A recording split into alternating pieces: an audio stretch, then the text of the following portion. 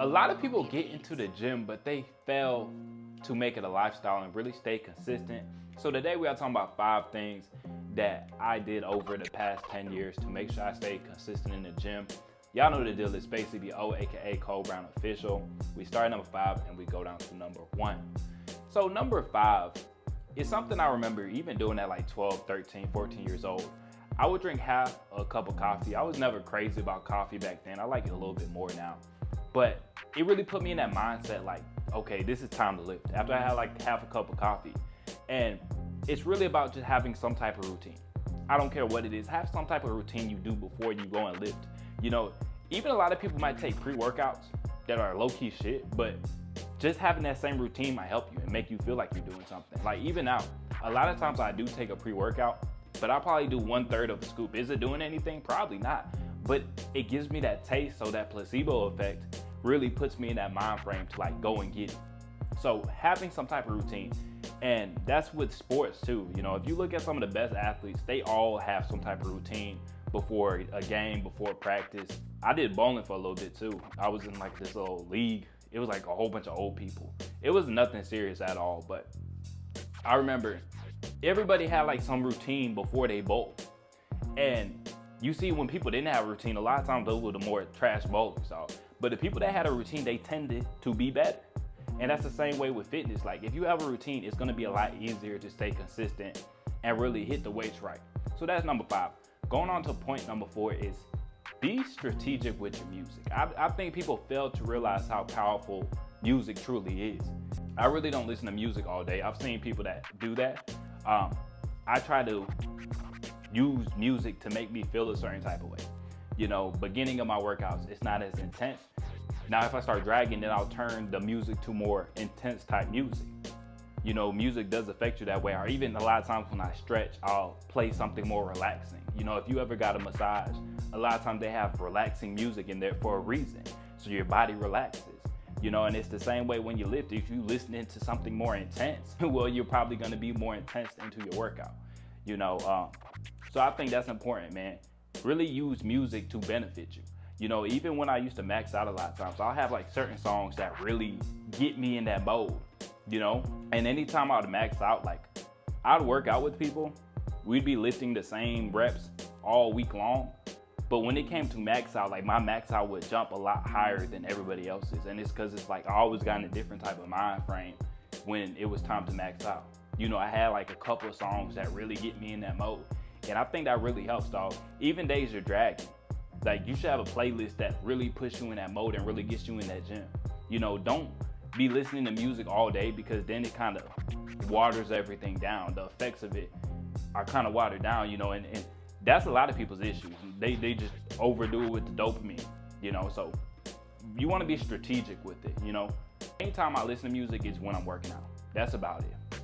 You know, every now and then I might turn it on in the shower, maybe in the car a little bit, but the vast majority of the time, the only time I listen to music is when I'm lifting.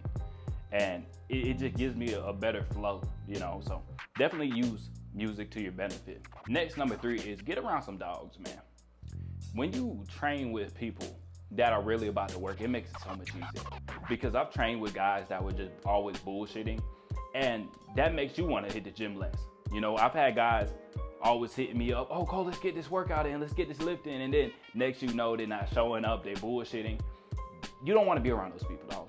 Or even when I work out with people and they're like, Cole, I don't feel like doing that, can I do this? I don't want to be around that type of energy, because that shit rubs off on you. You know, if you're around a whole bunch of people bullshitting, eventually you'll probably start bullshitting. If you're around a whole bunch of people that are about to work, then you're going to get about the work, you know. And there was times like I work out with certain people and I'm going way too hard. You know, sometimes I get around people that go too hard all the time. And it's like my body needed a break. But once you get around dogs, bro, it's so much easier to stay consistent. When you get around people with the same type of mindset, and sometimes you might not be able to find those people around you. So you got to look for those people online. Like, what does your feed look like? When you go on Instagram, what does your feed look like? Is it a whole bunch of goofy shit all day, a whole bunch of bullshit? Or is it things that are gonna inspire and motivate you? Because that's gonna affect your decisions too, whether you realize it or not. So get around some dogs. And like I said, if you can't do it in person, do it with your feet. Stop listening to some bullshit coping stuff. Like I always talk about, most people out here are coping. Like, get away from all that bullshit. Get away from all the excuses. Because a lot of people online are giving you excuses to live like a shit ass, and that's not gonna help you. You know, so get away from that shit, man. Going on to point number 2 is go earlier in the day.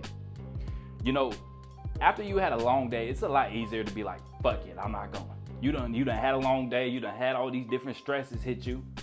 It's a lot easier to be like, oh, I just wanna go do this, or I just wanna chill on the couch, or I just wanna bullshit. Once you go in early in the day, it kind of sets your whole day up to win, to be more positive. But once you start the day like a shit ass, well, you start to drag. You know, and that's what you realize, like a lot of people, the people that say, oh, I'm gonna go first thing in the morning. If you really set yourself up, you got your bag ready, you got your water ready, you got everything ready. You go to the gym early in the morning, you feel accomplished. You feel like you're on top of the world. While a lot of times, once you get done with work, your long day at work, now you like, shit, man, I still gotta go to the gym. Then you driving down the road, you see Popeyes, you see McDonald's, and then you like, shit, I don't even know if I need to go. You know, I had a long day at work. Maybe I worked for some McDonald's. And then you start bullshitting yourself and you start buying into all this junk food. Then you don't hit your workout. You know, so going earlier in the day is definitely gonna set you up for success instead of pushing it off till the end of the day. Because like I said, it's a lot easier to make the tough decisions early in the morning when you have more willpower, when you have more energy. But after the whole day, it's been a long day, now you're more likely to be like, oh, I done had a long day, let me go ahead and fuck off, you know? And last but not least is find a gym that you like. And I remember I made a video recently talking about how I went to a gym and there was the trainer, he was extremely overweight. He sat down the whole time. And you know, one dude was like, oh, you know, you can't be too judgmental. You need to humble yourself. Shit, maybe I do need to humble myself. You know, maybe I talk too much shit sometimes. That's just me. But at the same time, like, I know that would piss me off. If I'm paying good money every month and I'm showing up to a place and I see some dude like just laying back chilling, that's gonna take my drive away. If I had a long day, then I want to go hit this gym, and I see buddy just laid back chilling, I don't want to be around that type of energy. And if I'm spending my money, I have the right to feel that way. You know, like the energy of a gym is so important. You know, some people, they're gonna inspire you more. Some people, they're gonna get you to slack off more. If I looked at that coach, I don't feel inspired by him. And you know, I understand it. Maybe I'm too harsh on him. Like maybe, you know, he was some badass back in the day. He was knocking folks out left and right. Maybe.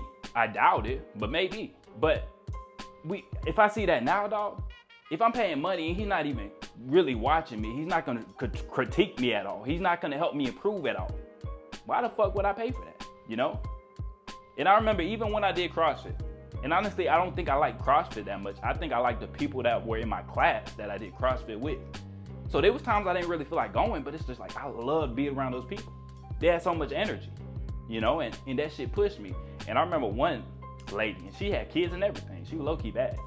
She was low-key bad. But it was one lady in my CrossFit class. I think we're like 17, 18. And I remember I always wanted to beat her. I'm like, I'm not finna let this mom beat me, but that shit like pushed the hell out of me, you know? So like, finding a good gym with good people, dog, that would change everything. But if you go into a gym where like, you can tell the people really ain't fucking with you, you can tell the coach really ain't about the craft, you know, like, that can fuck up the energy, dog, you know? And this dude, I'm remembering now, this dude tried to compare Ronnie Coleman, the GOAT of bodybuilding, to this obese guy in my boxing gym that I went to. That's not a comparison at all, because Ronnie Coleman, he got love for the game. Ronnie Coleman still lifts. He's still lifting. Motherfucking handicapped, and he still be in the gym. You comparing that to this fat guy that was laying back and sipping his drink the whole boxing class, and he just yelled. He wasn't looking for any critique. He didn't change anybody. He just like, come on, let's pick it up, guys. You comparing this guy to Ronnie Coleman. Like, sometimes I just like question the comments, dog. But that's going through it, man. That's the 5 things that will help you stay consistent. Have a routine. Like I said, it doesn't have to be anything crazy. Maybe it's a pre-workout you take. I always say the less the better. You know, don't be one of these dudes double, triple scooping your pre-workout. I usually encourage guys to only take pre-workout when you really feel like you need it. But if you want a routine, you know, I only use like 1/3 of the scoop. Maybe that ain't doing shit, but it really gets me in that mindset. And I put like creatine and some beetroot powder in it. Going on to point number 4 is use music strategically. Turn it on when you need to get amped up. Even when you work out, start something slower. Once you start dragging, pick the music up, you know, or if you're stretching, turn on some relaxing music. Going on to point number 3 is get around dogs, bro. Get around people that are really about their work. If you're around a whole bunch of bullshitters, you're probably gonna become a bullshitter. Going on to point number 2 is go earlier in the day. At the end of the day, you had a long ass day, you start to drag, you start to make excuses. Go first thing in the morning when you have the most energy. And last but not least, find a gym that you like, that has good energy, that has good people.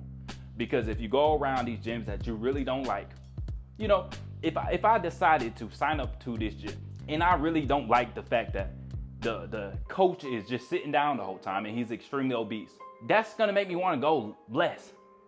But if I had a coach that I look at and I'm inspired by him, like, oh, Buddy's still fighting, or Buddy's shredded, or Buddy was like the GOAT back in the day and he's still mobile, that would inspire me to go, you know? And I would bet you, now I'm just assuming, but I bet you that dude probably misses a lot of days if I had to guess, you know?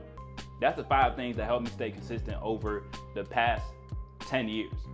But that's all I got. Make sure you like the video, subscribe if you haven't, and I'll catch y'all boys in the next one.